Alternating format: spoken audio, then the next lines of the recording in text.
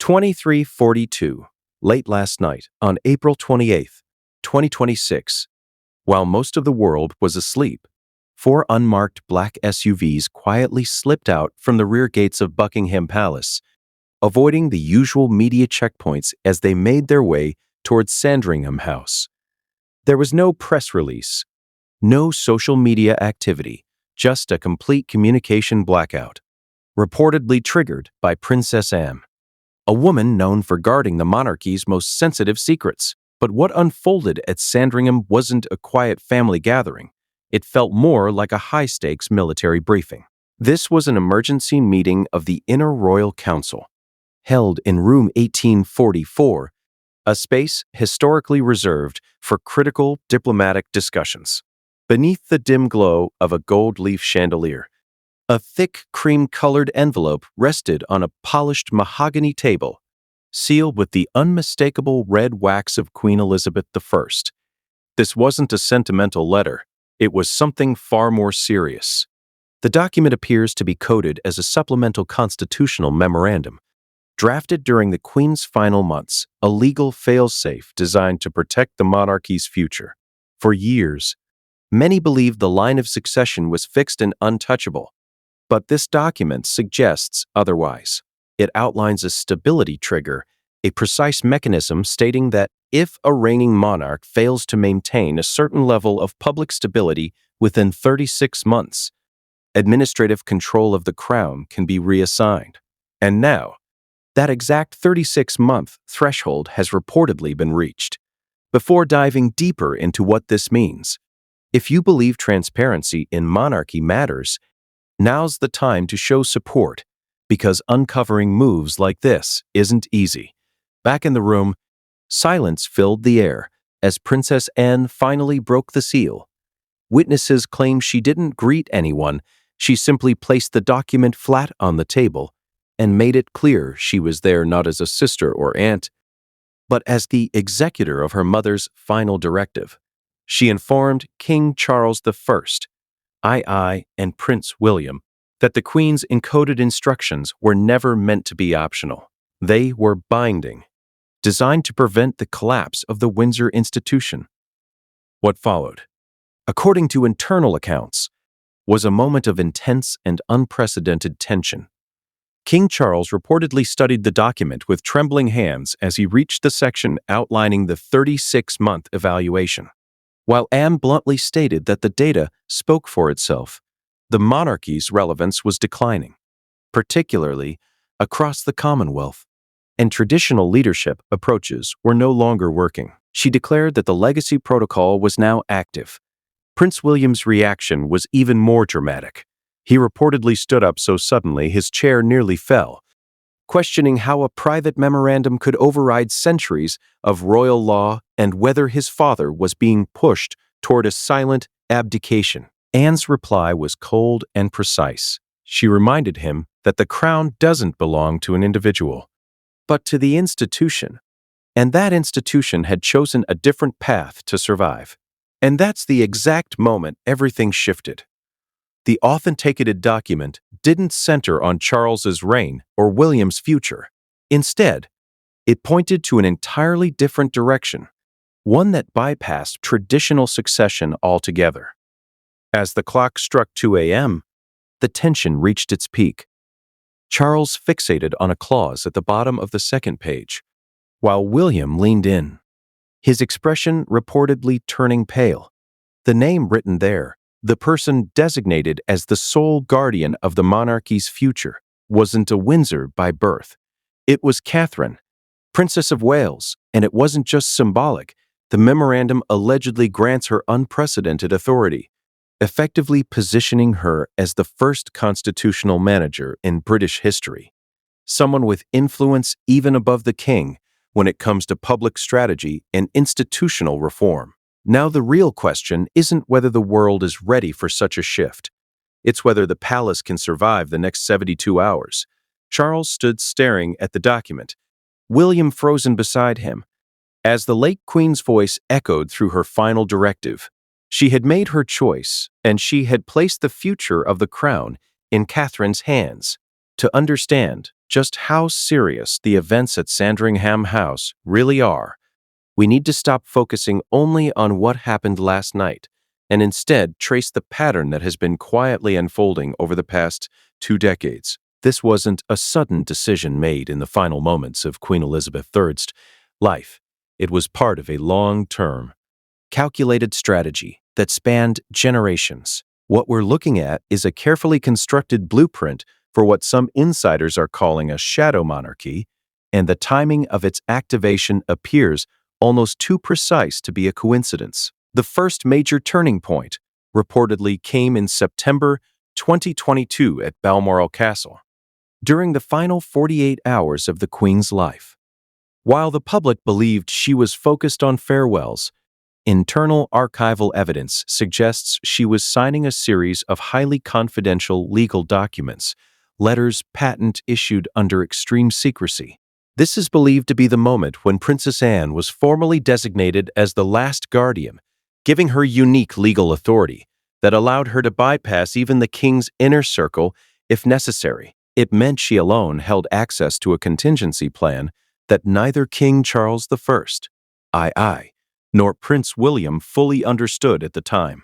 Moving ahead to April 2023, another quiet but significant development reportedly took place inside the Privy Council office, where an administrative update was logged under a high-level security classification.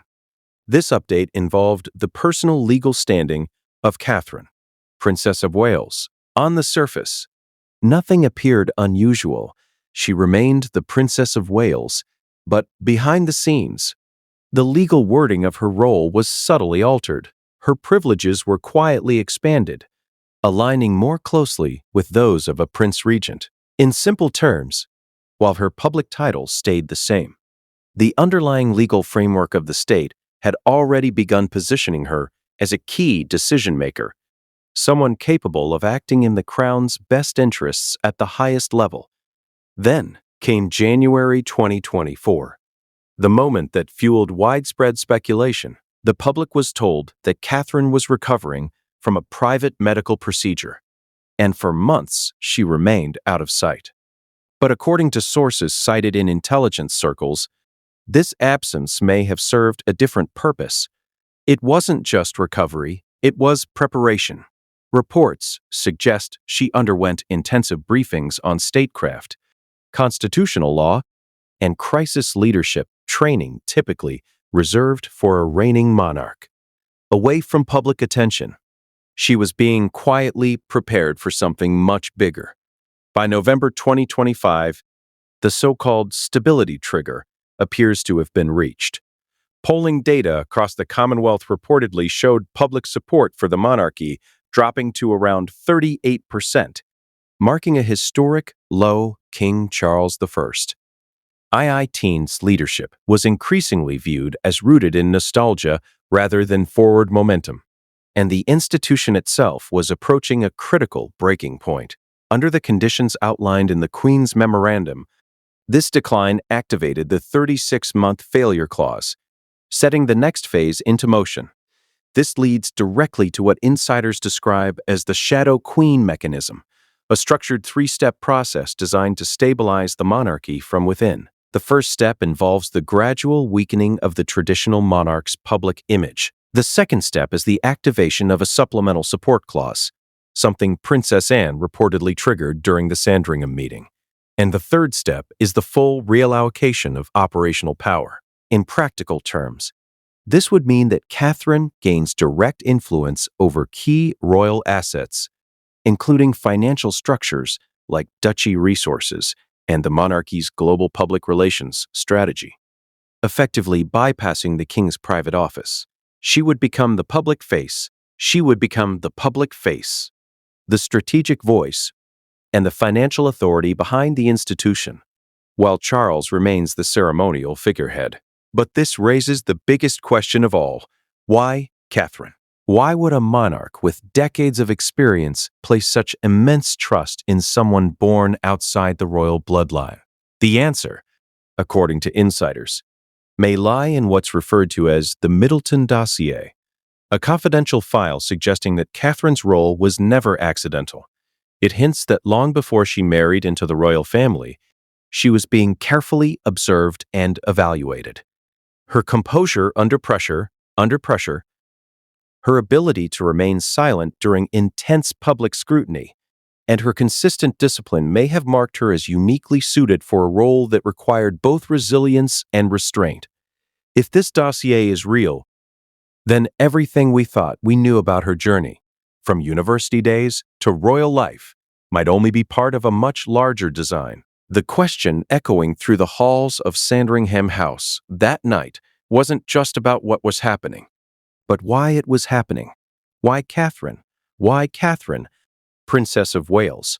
Why would Queen Elizabeth I, a monarch who spent over 70 years preserving royal tradition and bloodline, entrust the survival of the institution to someone born outside it?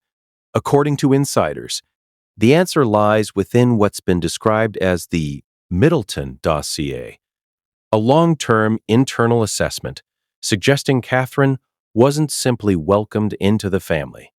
She was quietly evaluated and ultimately chosen.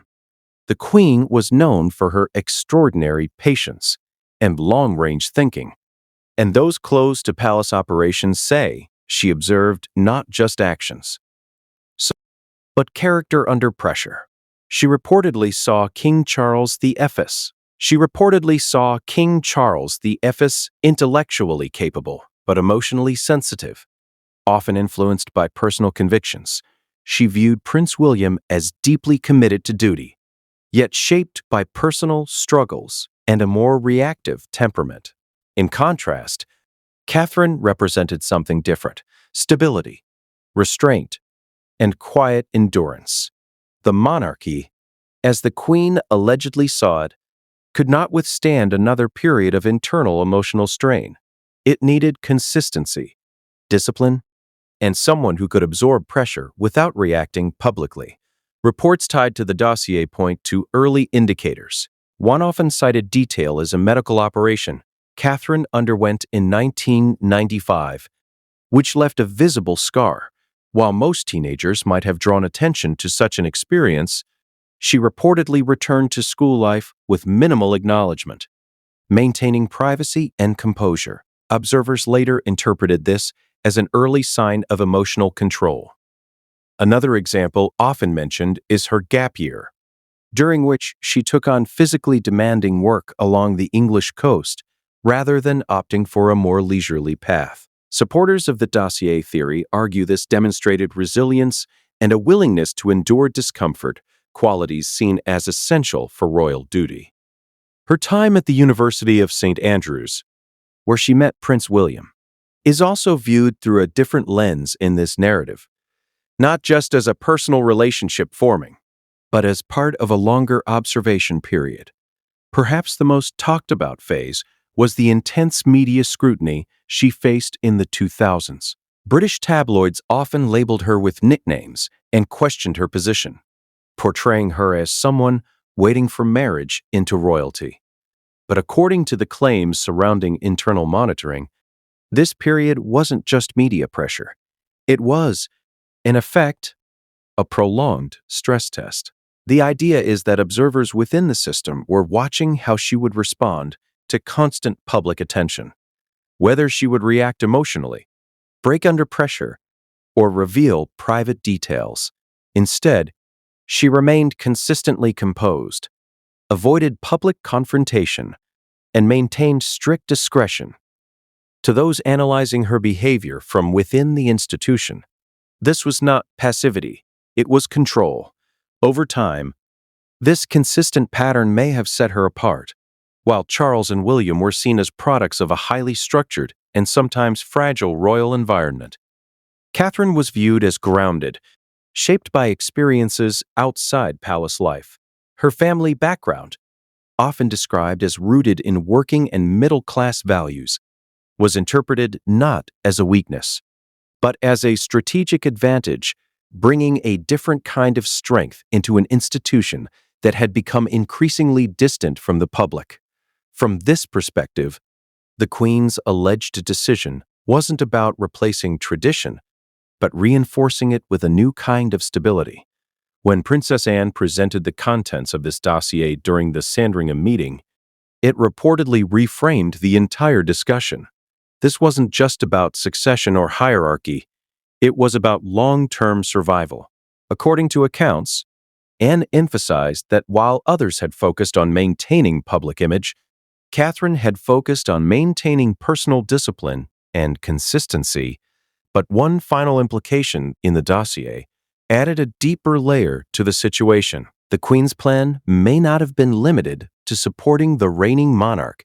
It may have included safeguarding the institution, even from within, if necessary. As tensions rose in room 1844 during the early hours, that realization reportedly began to settle in. For King Charles I, this wasn't just about policy or protocol. It was personal. He wasn't simply facing a shift in authority.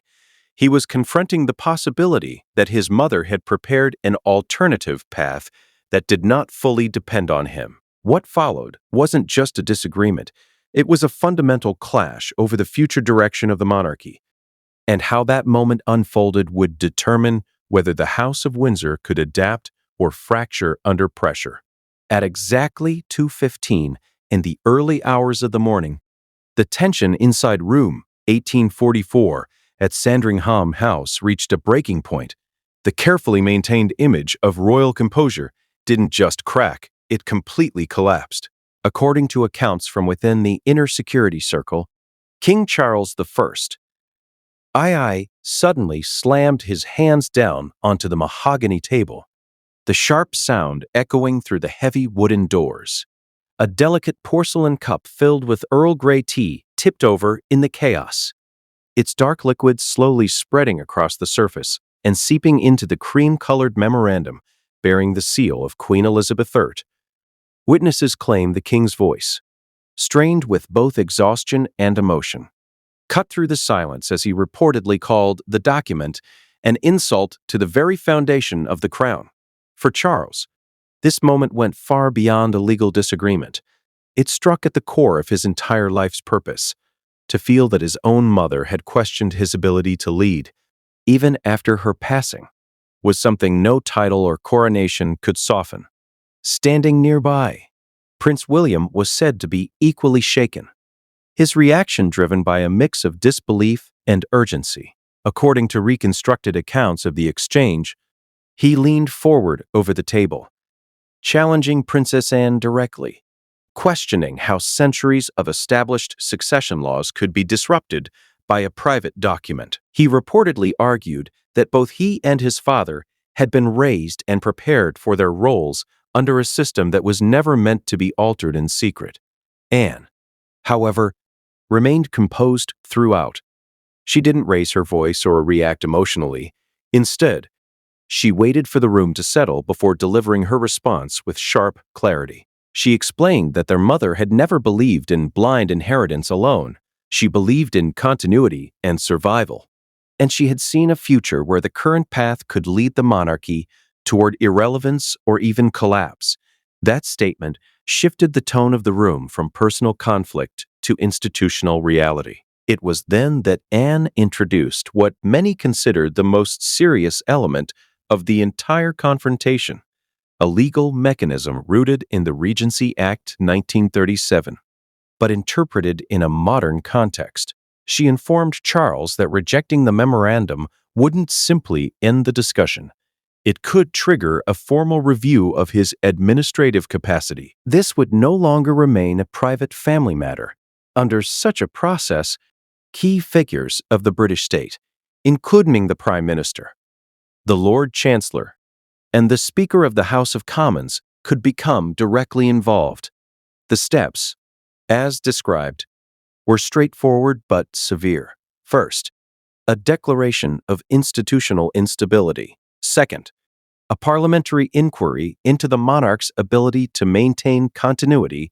And third, if deemed necessary, the enforced implementation of a regency structure. Anne made it clear that Charles had a choice: either accept a shared power arrangement or risk a public process that could significantly weaken or even end his reign before it fully settled.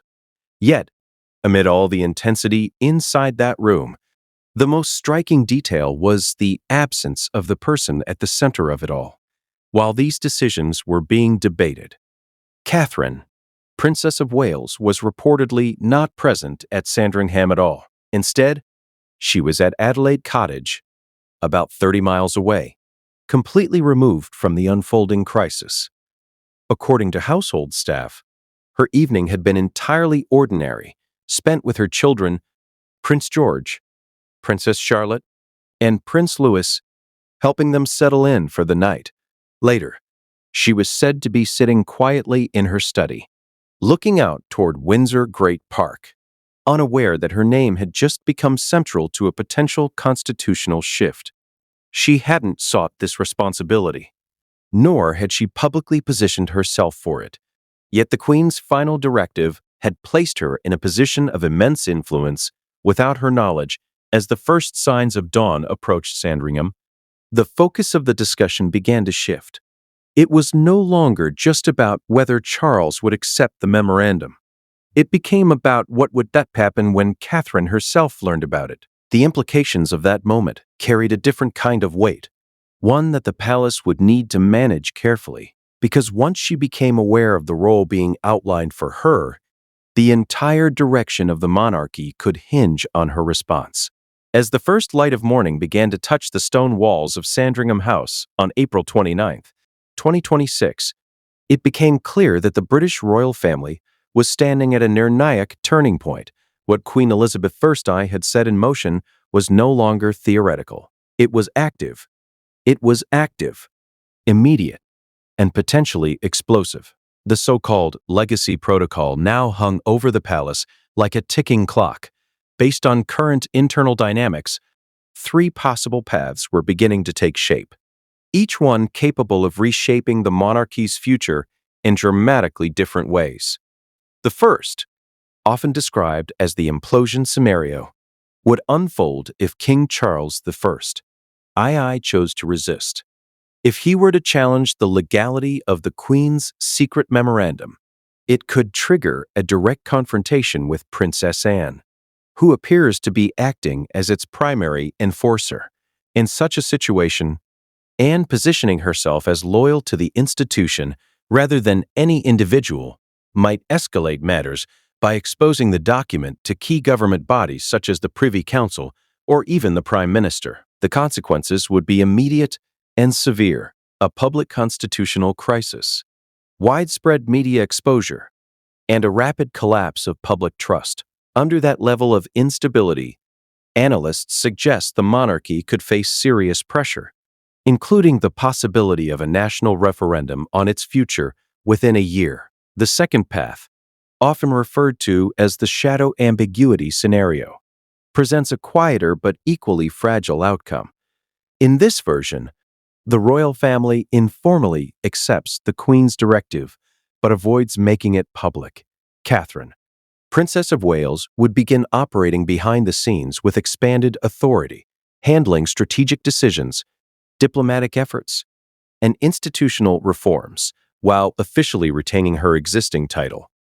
This approach might protect appearances in the short term and allow Charles to maintain his public role, but it comes with a major drawback. Without transparency, internal decisions would likely leak, creating constant speculation and tension between different royal offices.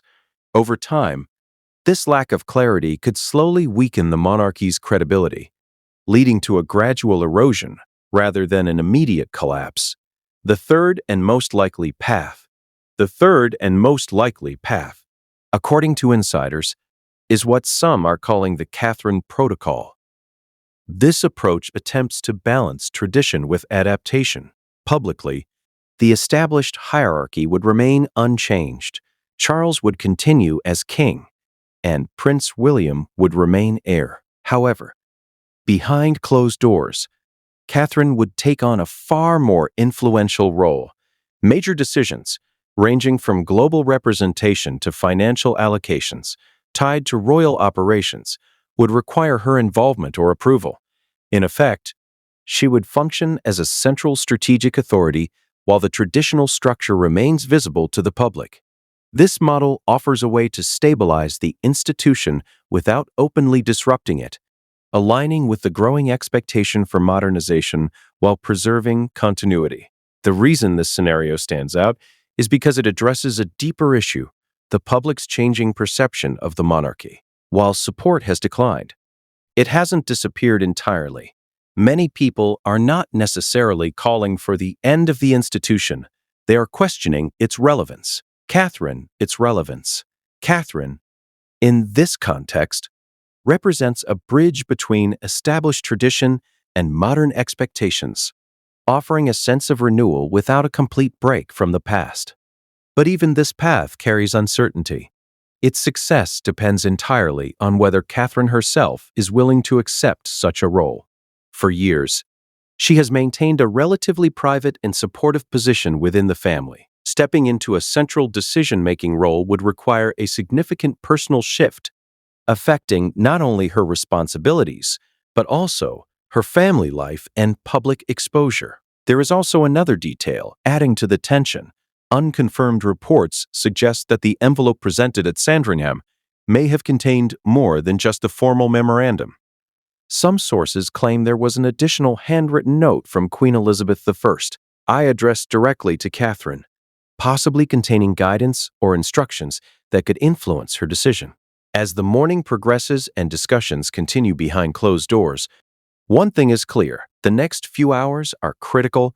The direction chosen now will not only shape the immediate future of the monarchy, but could define its place in the decades to come. As the tension inside room 1844 at Sandringham House slowly settled with the arrival of dawn, the atmosphere shifted from confrontation to calculation.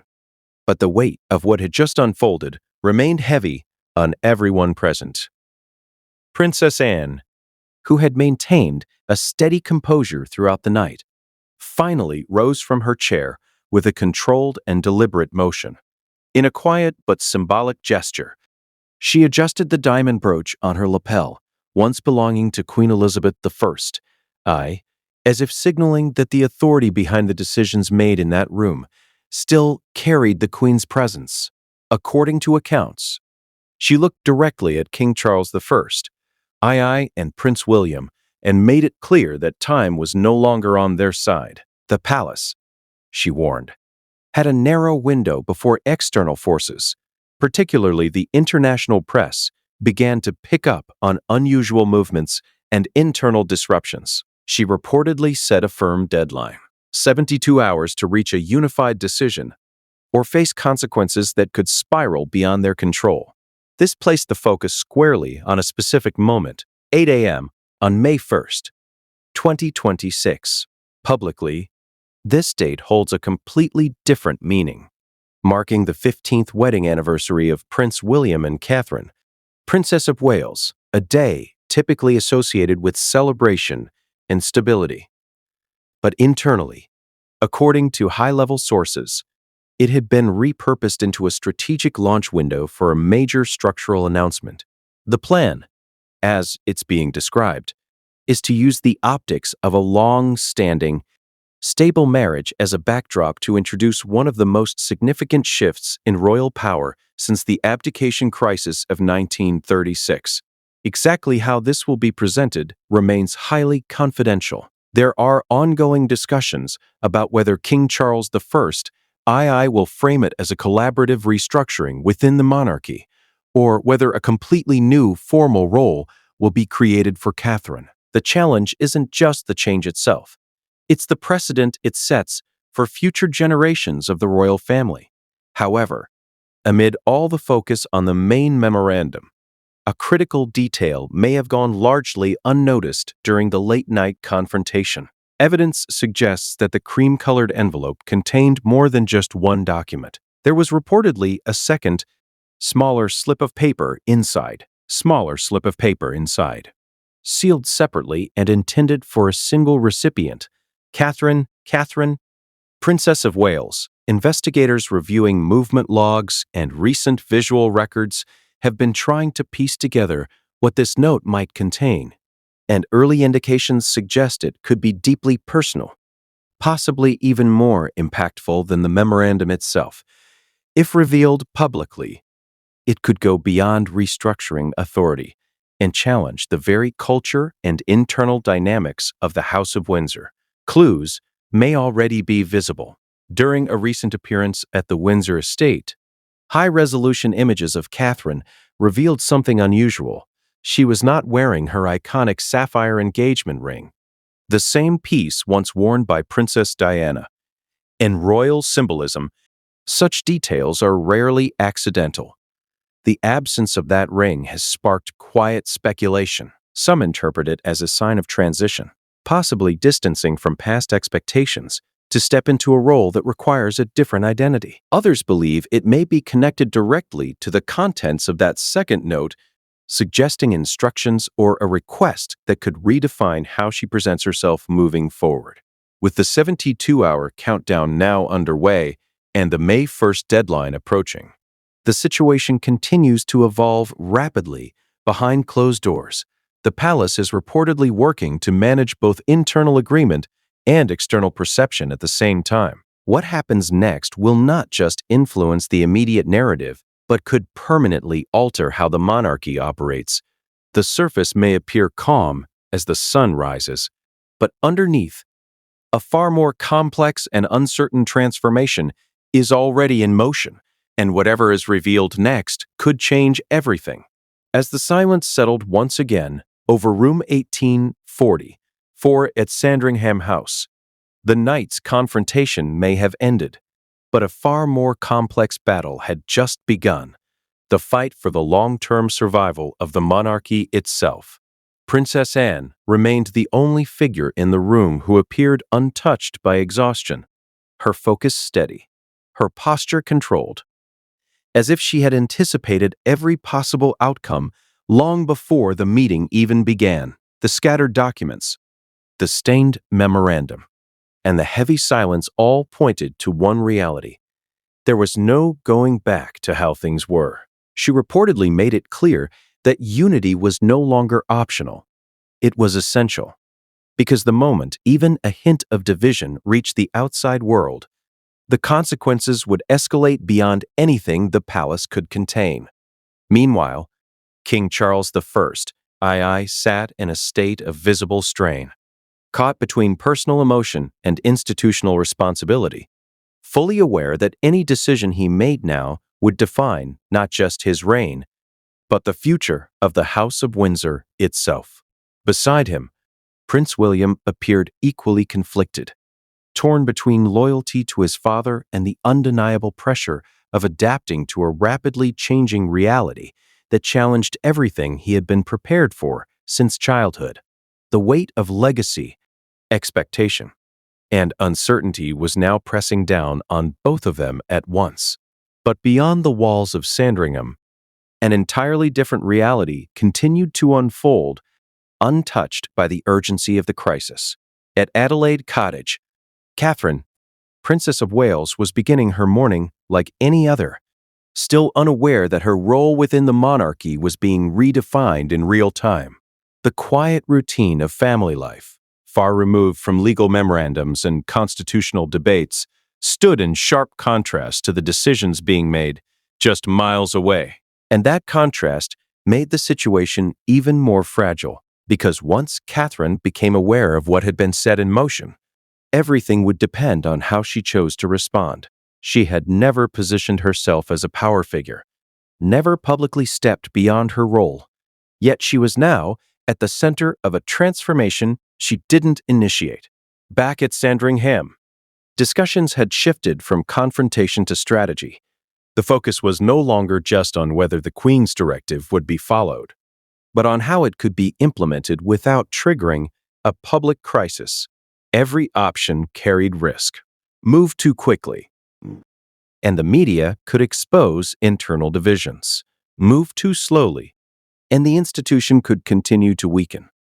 The balance between secrecy and action had become dangerously thin. Reports suggest that advisors close to the situation were already outlining controlled communication strategies, preparing narratives that could frame any upcoming announcement as evolution rather than disruption.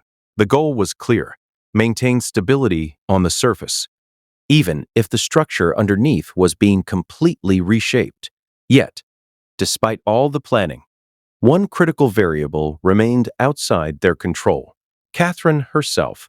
The entire framework being discussed relied on her acceptance, her willingness to step into a role that would demand not only public leadership, but also personal sacrifice. It would mean increased scrutiny, constant pressure, and the loss of any remaining separation between her private life and public duty. And there was still the unresolved mystery of the second document, the note left specifically for her by Queen Elizabeth XIII. Whatever was written in that message had the potential to influence everything, possibly even determining whether Catherine would embrace the responsibility or walk away from it entirely. As the hours passed and the 72-hour deadline continued to close in, the situation inside the palace remained tense but controlled, like a storm building beneath a calm sky. The decisions made in this narrow window would not just shape the next announcement, they would set the direction for the monarchy in the years ahead. And as history has shown, moments like this don't just define institutions, they redefine them completely. As the clock continued to move forward and the 72-hour deadline loomed closer, the situation surrounding Sandringham House entered an even more critical phase, where every decision carried long-term consequences that could not be reversed.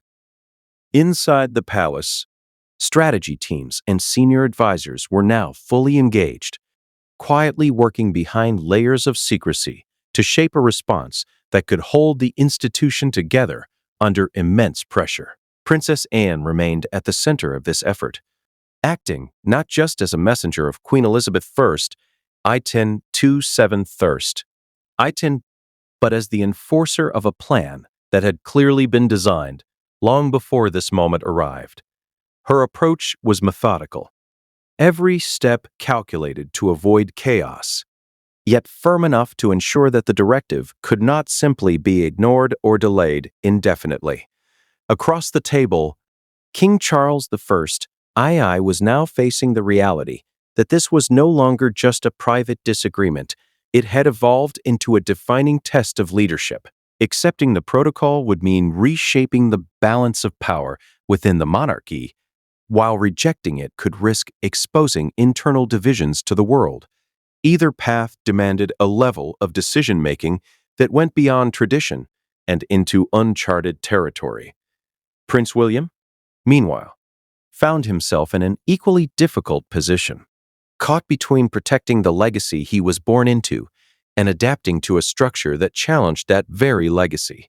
The emotional weight of the moment had not disappeared, but it was now being channeled into controlled, strategic thinking as both men tried to understand how to move forward without triggering irreversible damage. Outside of Sandringham, the contrast remained striking. At Adelaide Cottage, Catherine, Princess of Wales, was gradually stepping into her day, still separated from the full reality of what had been decided in her name. However, subtle changes in communication patterns within the royal household suggested that the moment of revelation was approaching. Messages were being prepared, briefings were being structured, and trusted intermediaries were being identified to deliver the information in a controlled and measured way. The palace understood that how Catherine learned about her new role would be just as important as the role itself. A rushed or poorly handled disclosure could create hesitation or resistance, while a carefully managed conversation could guide her toward acceptance. At the same time, discussions inside Sandringham were expanding beyond internal dynamics to consider global perception. Advisors were analyzing how international media, Commonwealth nations, and political figures might react to any announcement. The monarchy's image, already under strain, needed to be protected from further instability. This meant crafting a narrative that emphasized continuity, responsibility, and modernization rather than conflict or power struggle. Plans were reportedly being developed for multiple communication scenarios, each designed to align with whichever path was ultimately chosen. Yet, despite all this preparation, one unresolved factor continued to dominate every conversation: the second note left by Queen Elizabeth I for Catherine. Its contents remained unknown to almost everyone involved, but its existence alone carried significant weight. There was growing concern that whatever message it contained could influence Catherine's decision in ways no one could predict. It might reinforce the responsibility placed upon her, or it could introduce a perspective that complicates the entire plan. Until that note was revealed, the strategy remained incomplete. As the hours continued to pass, the palace found itself balancing on a narrow edge between control and uncertainty. Every movement, every conversation, and every decision was now part of a larger effort to guide the monarchy through one of the most delicate transitions in its history. The outcome would depend not just on legal frameworks or strategic planning, but on human choices that would determine whether the institution could adapt to survive or struggle under the weight of its own legacy. As the countdown edged closer to its final hours, the pressure surrounding Sandringham House reached a level where even the smallest delay or misstep could have lasting consequences. Inside, the atmosphere had shifted again, less confrontation now, more controlled urgency, as senior aides, legal advisors, and communication strategists worked in tightly coordinated silence. Princess Anne remained firmly in command of the process, ensuring that Queen Elizabeth I-200's directive was not diluted or reinterpreted beyond recognition. Her stance hadn't changed, but her tone had, now more focused on execution than persuasion. Across from her, King Charles I appeared to be weighing not just the political cost of each option, but the personal one as well. Accepting the protocol would require him to redefine his role in a way no modern monarch had done before, while resisting it could risk a public fracture that might permanently damage the institution. Beside him, Prince William was beginning to shift from reaction to calculation, recognizing that whatever decision was made would directly shape the future he was meant to inherit. The emotional intensity of the night had settled into a quieter, more strategic tension, where every word and every pause carried meaning. Meanwhile, at Adelaide Cottage, the gap between reality and awareness was about to close. Catherine, Princess of Wales, was no longer entirely removed from the situation. Subtle signs within the household suggested that something unusual was unfolding. Schedules were being adjusted. Staff movements were becoming more deliberate, and the normal rhythm of the morning had been quietly disrupted. It was only a matter of time before she would be brought into the center of the conversation. Back at Sandringham, the focus had now turned to finalizing the method of disclosure: how, when, and by whom Catherine would be informed. This wasn't just a matter of protocol, it was a pivotal moment that could influence her entire response. Some advisors reportedly argued for a direct approach from Prince William, believing personal trust would carry more weight than formal briefing. Others suggested that Princess Anne herself should deliver the message, reinforcing the authority of the Queen's final instruction. Each option carried its own risks, and no decision was being made lightly. At the same time, external preparations were reaching their final stage. Draft statements were being refined, contingency plans were being aligned, and media response strategies were being locked in. The palace understood that once this information reached the public, it would spread instantly across global networks, leaving no room for correction or delay. The narrative had to be precise from the very first moment. Yet, even with all these elements falling into place, one factor still remained unresolved: the second page. The handwritten note left by Queen Elizabeth III, its contents were still unknown to most, but its impact was expected to be immediate and deeply personal. There was a growing sense that this note might not just guide Catherine's decision, It could redefine it entirely. As the final hours approached, the situation reached a point where everything depended on a single sequence of events. Catherine being informed, her reaction, and the palace's ability to respond in real time. The monarchy. The monarchy, an institution built on centuries of tradition and control, now found itself waiting on a moment it could not fully predict or manage. And as history has often shown, it is in these exact moments, when control gives way to uncertainty, that the future is truly decided. As dawn fully broke over Sandringham House on the morning of April 29th, 2026, the atmosphere inside the palace had shifted into something far more final, less debate, more resolution. The 72-hour window set in motion by Princess Anne was now not just a warning, but a hard deadline that everyone in the room understood could not be ignored. She stood with unwavering composure, reinforcing that the instructions left by Queen Elizabeth I were not symbolic gestures or advisory notes. They were operational directives meant to protect the long-term stability of the monarchy, regardless of personal discomfort. Across the table, King Charles I now faced a quieter kind of pressure, one that wasn't expressed through arguments anymore, but through inevitability. The decision was no longer theoretical. Accepting the structure outlined in the memorandum meant redefining how authority functioned within the monarchy itself, while rejecting it risked exposing deep institutional fractures to the public and the world. Beside him, Prince William appeared increasingly aware that the situation was no longer just about succession. It was about adaptation. The monarchy he had been prepared to inherit was now being reinterpreted in real time, forcing him to consider a version of leadership that looked very different from tradition.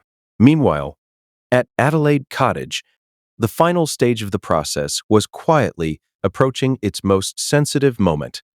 Catherine, Princess of Wales, was about to be formally brought into a conversation that had already defined her future role without her direct involvement. Every preparation inside the palace was now focused on delivery, how to present the information in a way that balanced truth, responsibility, and control. The message had to be precise, because her response would determine whether the entire framework held together or began to shift in a new direction. At the heart of all this tension remained the unresolved question of the second handwritten note left by Queen Elizabeth I. Its contents were still undisclosed, but its existence alone had become the most powerful unknown factor in the entire situation. Whatever was written there was expected to shape Catherine's understanding of her role in a way no legal document or briefing could fully anticipate. As preparations reached their final stage, the palace found itself in a rare position, fully aware that history was no longer something it could carefully control, but something it was about to experience in real time. The next steps would not just decide the outcome of a meeting or a protocol. They would define the structure of the monarchy moving forward. And as the morning light spread across the grounds of Sandringham, one truth became increasingly clear. Whatever was about to happen next would not be a continuation of the past, but the beginning of something entirely new.